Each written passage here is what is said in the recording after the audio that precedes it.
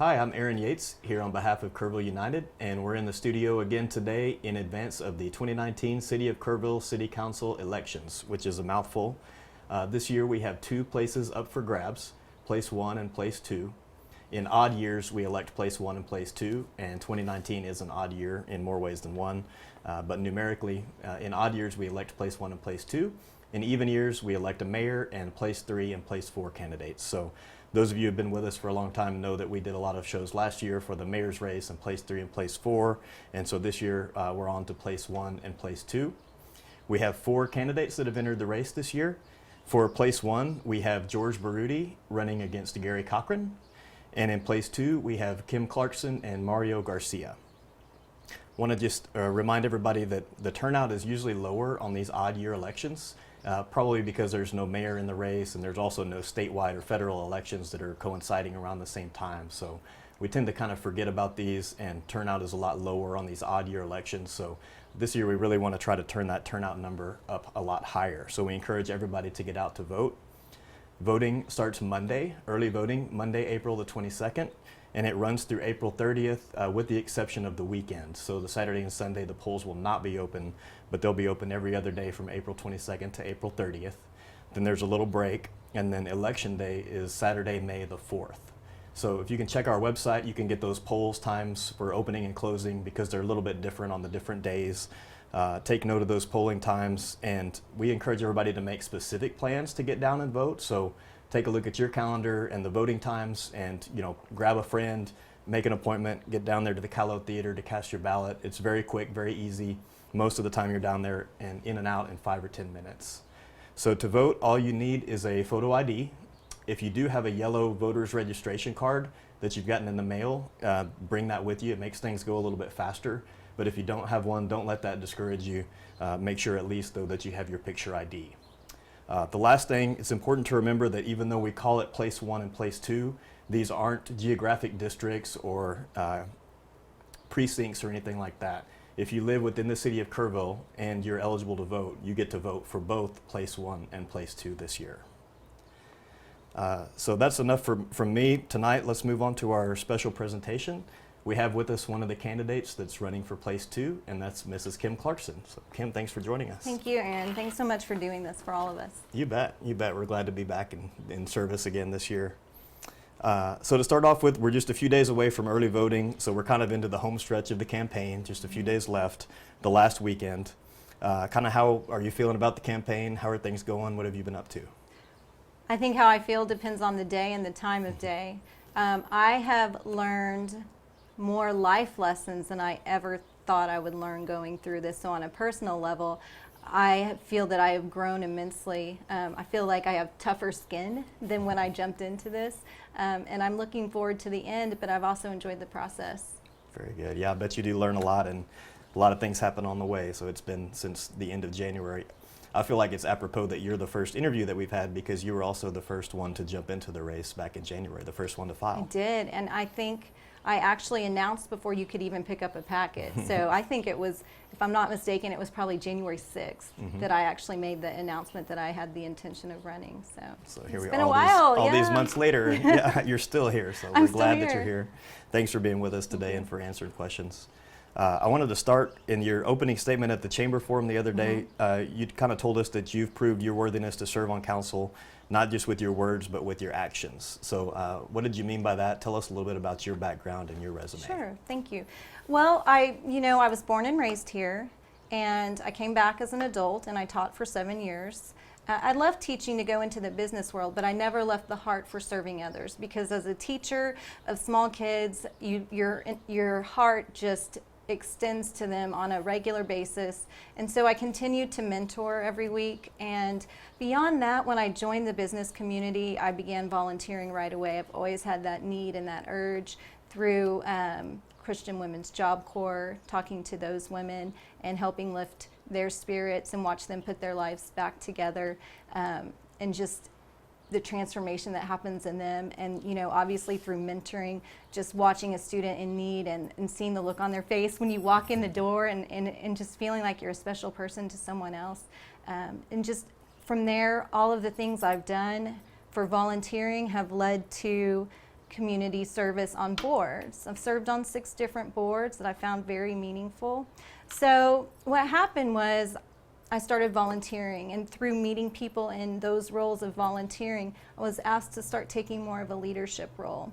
And as a result of joining 6 boards, 3 of the 6 boards turned into leadership positions where I led the board for those organizations. That would be the Chamber and Rotary, and right now Executive Women's Club. So all of that to say, my heart is proven that I have a passion for this community.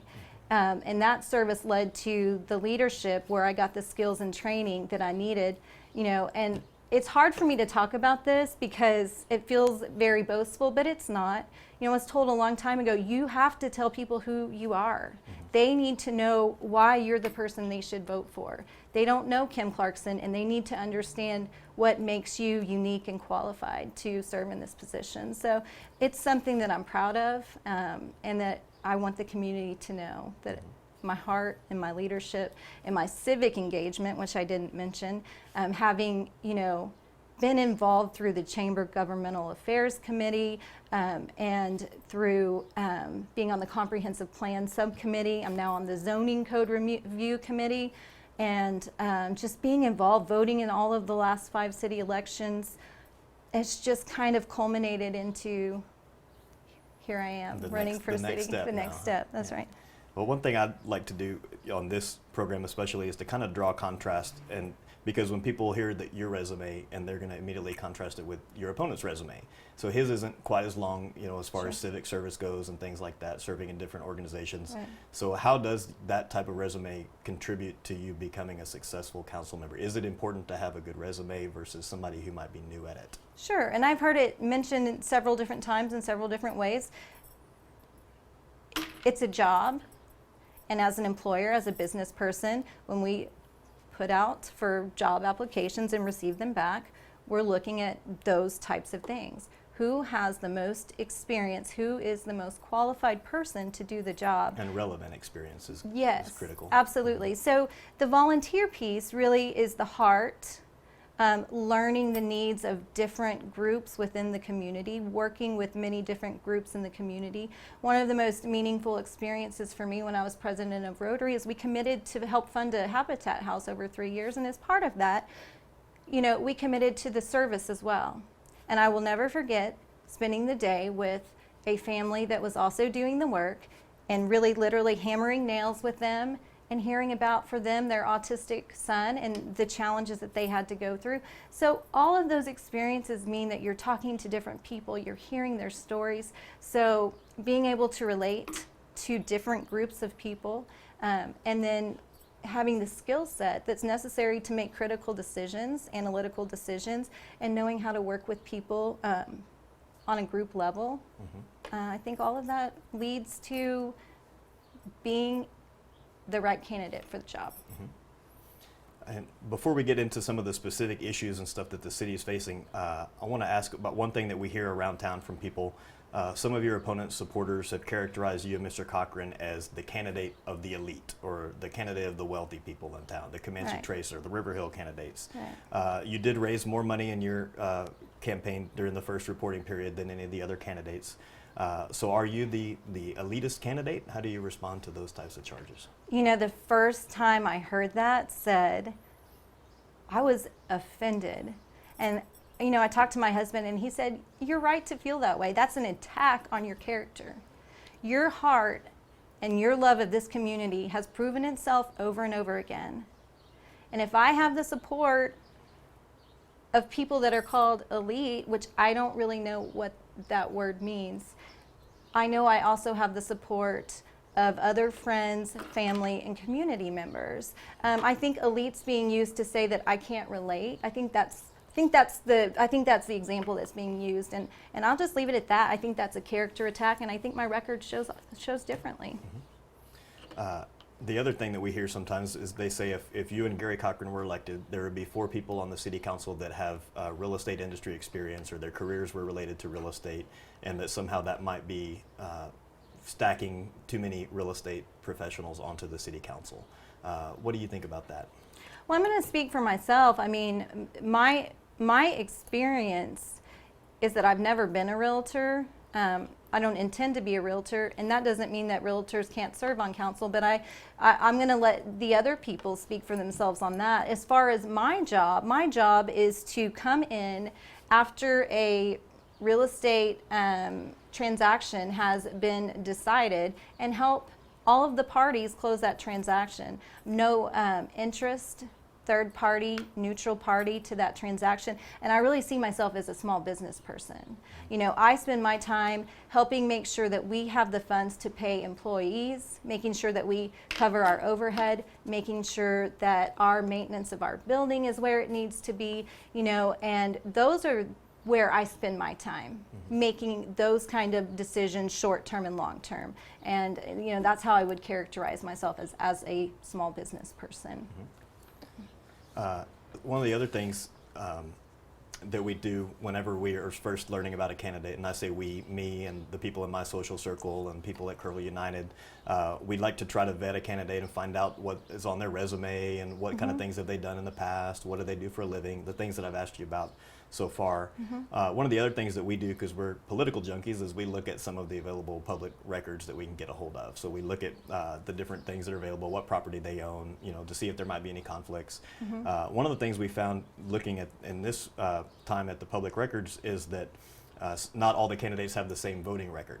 And when I say voting record, it means like looking back at the public records that are available at the courthouse for anybody to see. They don't tell us how you voted, but they tell us if you voted in certain elections in the past. So we collected data going back to 2014, and I'll have to pat you on the back a little bit. You have the best, most consistent voting record of any of the four candidates that are running this time for city council. So your opponent's is not quite as strong. He didn't start voting in the city council elections until 2018. We have the records back to 2014 that you voted in all of them, and a lot of the other primary elections and general elections that have happened since then. So all that to say, what should voters do with that information, if anything? Is that kind of information important to a voter who's deciding who will lead Kerrville forward? Absolutely. If I knew about that's civic engagement. How long have you cared, and how long have you been plugged in, and how long have you felt that that's your duty? And I'm really proud to say that's been important to me for a long time, that I've wanted to know the issues, that I've tried to engage my friends and my family. I take my kids to the polls to vote. I want them to be lifelong voters. So yeah, I mean, if it were me and I was looking at who I was going to vote for, that would be a huge factor in my decision. One other political type question, and then we'll move on to things that are more relevant to Kerrville and Kerrville voters. But because this was brought up early on, we had some of the supporters for Mr. Broody and Mr. Garcia going and knocking on doors, and people have told us that when they knocked on the doors, they would tell people that Broody and Garcia are the only conservative candidates in the race. Some people even went as far to say that they're the only Republicans in the race. So we pulled the voting records that I mentioned, and we ran an article on our website to kind of put the facts out there in front of voters for them to make their own decisions. But in your own words, how do you respond to that assertion that they're the only conservatives in the race? I don't understand how that argument was even brought forward. It's really, you know, when I first heard it, I thought, first of all, don't even understand that. But second of all, the first thing I thought about when I started to put my hat in the ring and that I appreciate about this election is that it's nonpartisan. And that makes so much sense to me. If I'm going to be a council member and I'm going to represent the entire citizens group of Kerrville, then I'm not going to run on a party. I am going to run as an individual, and I believe in that. Yeah, my voting record, you know, it speaks for itself. However, as I said, I just don't think that needs to be a factor in this decision. Again, I feel like, you know, turning things into stories when they aren't, it's just not how I operate. So I find it confusing, discouraging, but I just have to keep moving forward and stay positive with what's going on. And as a footnote to that, I would just remind people too that when she talks about the race being nonpartisan, there's part of the City of Kerrville's charter says that candidates do not run as Republicans, Democrats, or of any party, that all the campaigning and all the service is all done in a nonpartisan basis, not bipartisan, but nonpartisan. So we don't have political parties controlling our elections or raising money for candidates. We have people that run as individuals.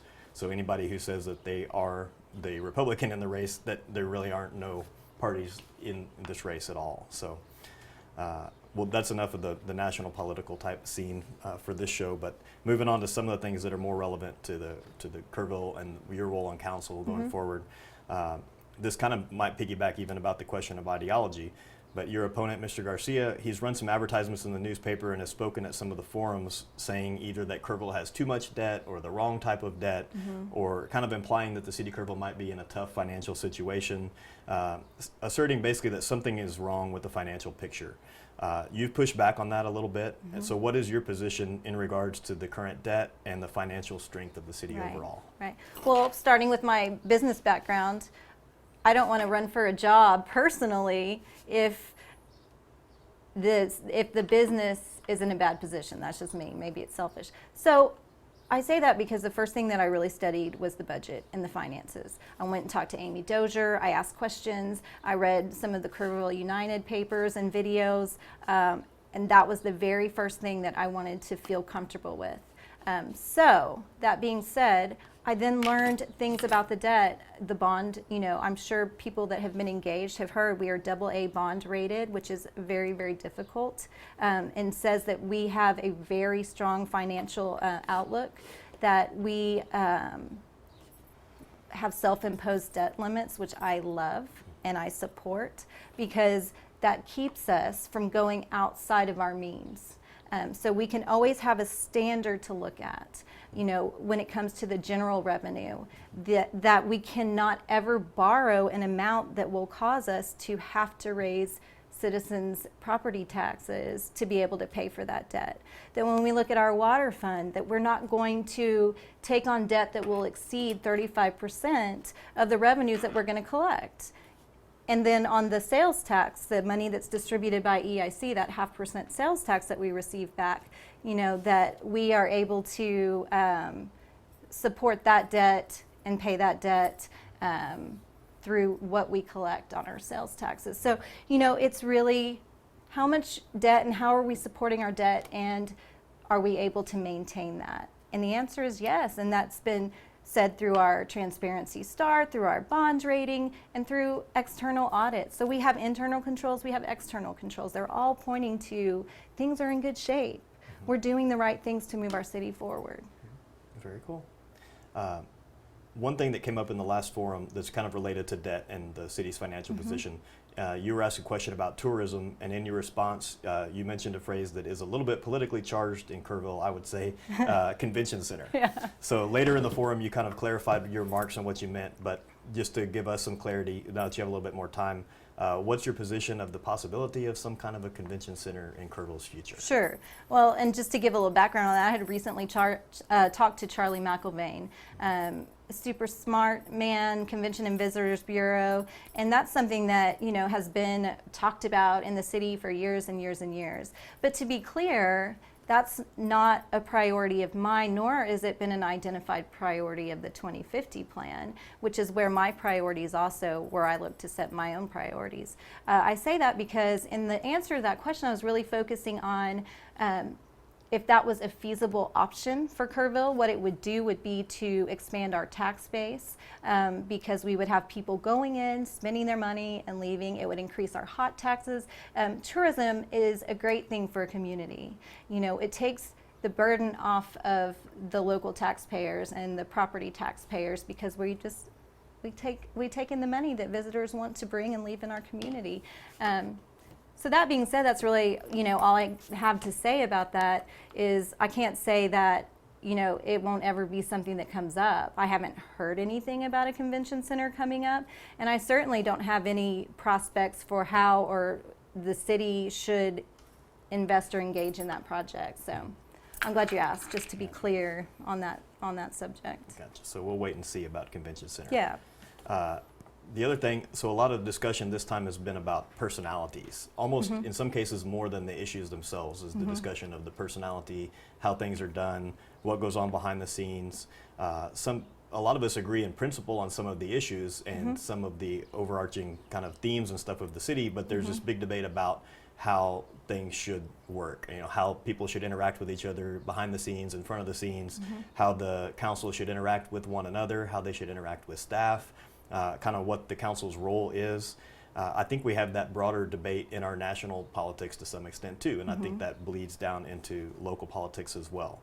But at the local level, is civility important in our local politics? Is the way that we relate to each other as important as some of the issues are? Absolutely. When I think about what I've seen go on, and when I think about how much money and resources have been spent answering the same questions over and over and over again, instead of looking at priorities and moving forward, when I feel like someone has gotten an answer to their question, but they can't accept that answer, it's keeping us from moving forward. And yes, it's our job to question. If you're a council member, your job is to ask questions to make sure you are doing what's best for all the citizens in the city. Absolutely agree with that. So I think that when the issue of civility is brought up, I think that I've heard some people say, that's how they fight for the little guy, and that's how they stand up for us. But I would say to that, asking questions and making decisions doesn't have to come from a standpoint of attacks, berating, belittling, and continuing conversations that have already been completed. So it doesn't mean that I'm going to agree with everything that everyone says, but as a leader and as someone that has led boards and been on boards, I know how a board should function, and I believe that I can bring that knowledge to the table and have adult conversations in a respectful way. So we won't belabor this point, but I just want to get to one specific matter because it's been in the news a lot lately. So the last city council meeting that we had a couple of weeks, almost 2 weeks ago, Mr. Broody, who is not your opponent, but it's something that comes before council quite a bit. To remind people that are watching at home, Mr. Broody kind of decided to go it alone and went and tried to contact the opposing council that was involved in a lawsuit against the city called the Lotus Peer Recovery lawsuit. So in reaction to that, the city council removed Mr. Broody as mayor pro tem, and they removed him from all the future discussions pertaining to that lawsuit because they felt that they couldn't trust him to be confidential with the matters that were being discussed there. So even though that's in the past, that came back up in the most recent council meeting. If you had been on council at that time, how would you have addressed that matter? Do you think that they handled it the correct way, or do you see, just kind of how do you see that entire situation? I absolutely think it was the correct way. I mean, this is a very basic human function, and I teach my kids, actions have consequences. If you make a good choice, then you're rewarded for that choice. But if you make a bad choice, then you have consequences. And those consequences very much are in line with the behaviors. He could have put the city at risk. He was attempting to do something that he was asked specifically not to do less than 24 hours before. And so the confidence in his decision making was questioned. So by taking that title away and by saying, you know what, we can't let you listen to these confidential conversations, and that's your sanction, I think that's appropriate. There could be other matters to be considered and discussed, which George Broody would be part of, that involve going into executive session. But that one specific issue where he violated the trust and the confidence of the city and not acting as a representative of the city, acting on his own, resulted in that sanction. I think it's appropriate. Yes, I do. A different matter that is brought up almost every year when we have these discussions, that we've been doing Kerrville United for 3 years, and it's come up in every election that we've had, is housing and housing shortages, or whether you want to call it looking for affordable housing or workforce housing or just low cost housing. That came up in the forum again the other day, and it's been part of this election. Yeah. So what should the city do, and what can the city do to help alleviate that problem? Sure. Well, I can think back to when I was on the Leadership Kerr County class back in 2007, and we and all classes do this in leadership, go and have discussions and discuss what we think the biggest priorities in Kerrville are. And back then, 2007, and all the way through all those classes, you see the same thing. Everyone knows that for as long as I can recall, housing has been an issue.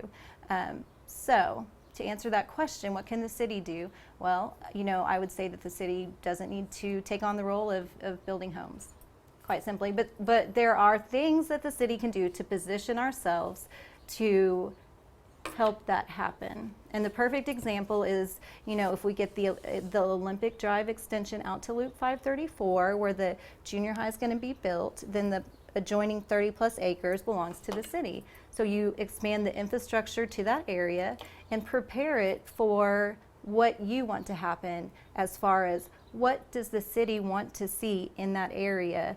And then they send out a request and see who will meet the needs of the city. So that's one example. I think when you clarify the zoning codes, you become more desirable for builders. You take away the confusion of, what is the city trying to tell me? Why do I have to go all these places to see all these codes to know what to do? There have been inconsistencies, which I'm glad to see are being addressed. I'm on the code review committee. I'm very proud, and of course this plan hasn't been passed, but if you think about, I was surprised to learn there's almost 50 zoning districts right now. Some of them are geographical. I mean, it's really hard to navigate. And you hear that from the public. I don't know what to do. I think I'm supposed to do this, but then I'm told I can't do this.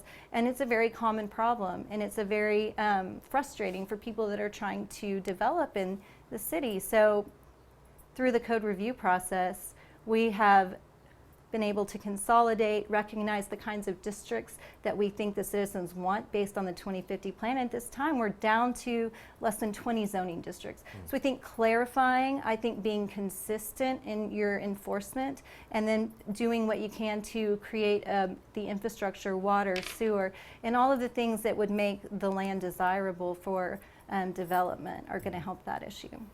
One of the things, when you mentioned consistency and enforcement, that's been another issue that's come up recently. The Code Review Department and the Development Services Department has made some changes. Right. Do you think they're headed in the right direction? Absolutely. On that and that's such a great response to hearing those concerns and those needs. And I applaud them for saying, yes, there are inconsistencies. So how are we going to address those? In fact, I talked to someone yesterday that was going to build, that had built a few homes, and said, how is working through the process with the city been? And the answer was that the city employees are great and they're respectful and they get back to you when they say they're going to get back to you. So if you add in some new development software and some new procedures and some clarifications and all of those things, all of that is going to make a huge difference and a huge impact. But I'll just go back and say, when the city said, yes, we see some inconsistencies and we're going to address those, that's what you do to move forward, and I applaud that effort. Very good. So in the last forum, we heard from Mr. Broody and Mr. Garcia kind of that the city has its priorities wrong when it comes to economic development spending.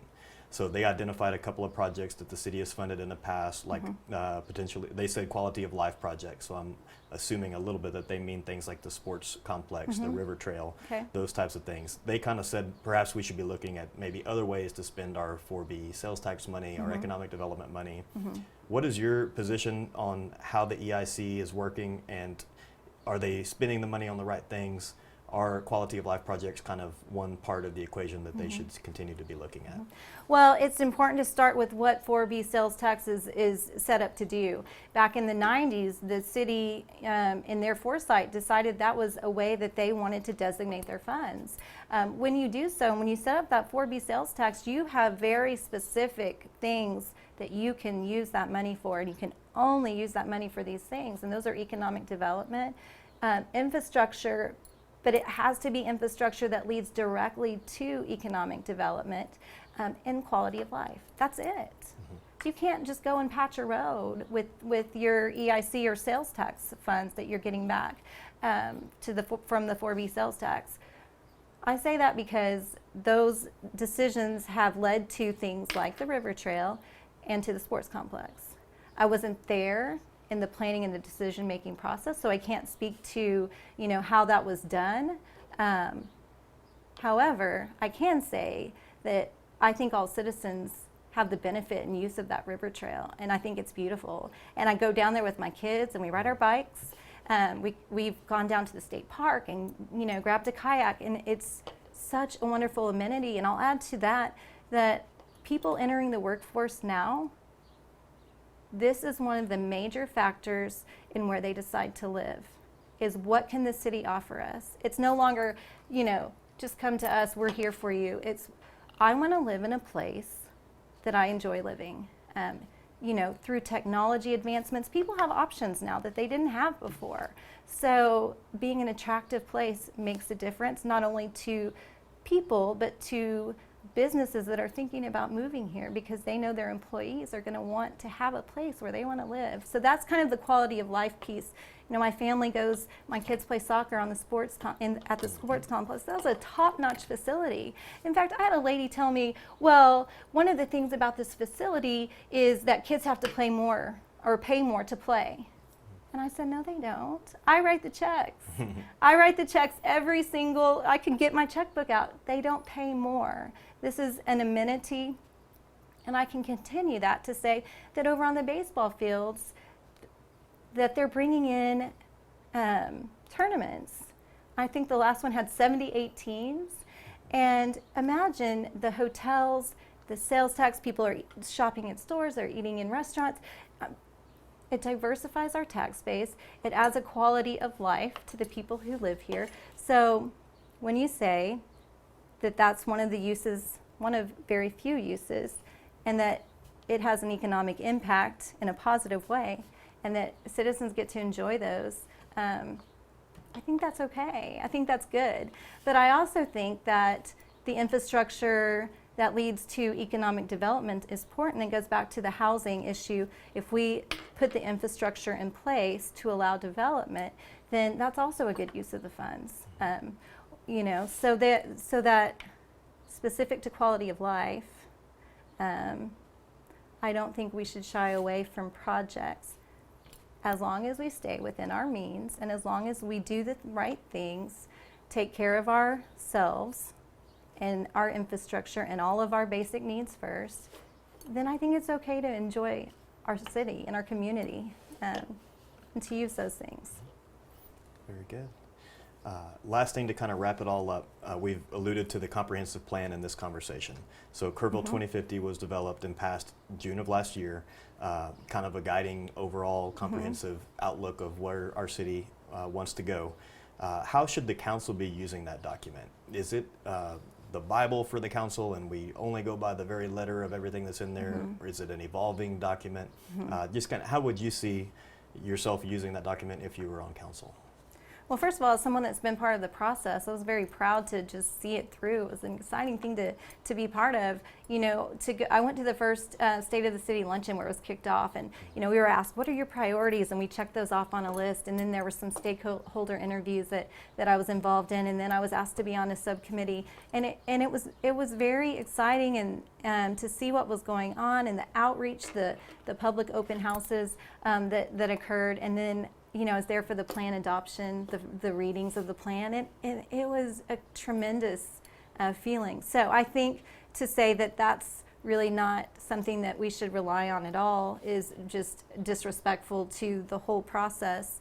To say that it's the Bible is also not accurate.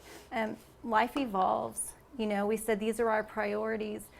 Just like anyone else in their life, priorities may change over time as situations change. So review and change is natural, but we start with that for our guiding principles and our action items. Absolutely. I think it's important. Very good. That's the last question I have for you. So before we sign off, just give you a chance to say anything that you would like to that I didn't ask you about, or speak directly to the voters before we close. Okay. Well, hopefully, I've let my passion, my leadership, my civic mindedness lead you to the conclusion that I can do this job and that I want to do this job. I'm here to listen. I'm here to follow through with the needs of the community. I'm here to respect the process. I'm here to check as a system of checks and balances. I think that my job is to set the priorities with the council along from the citizen input. And I just think that we have a short and a long-term vision.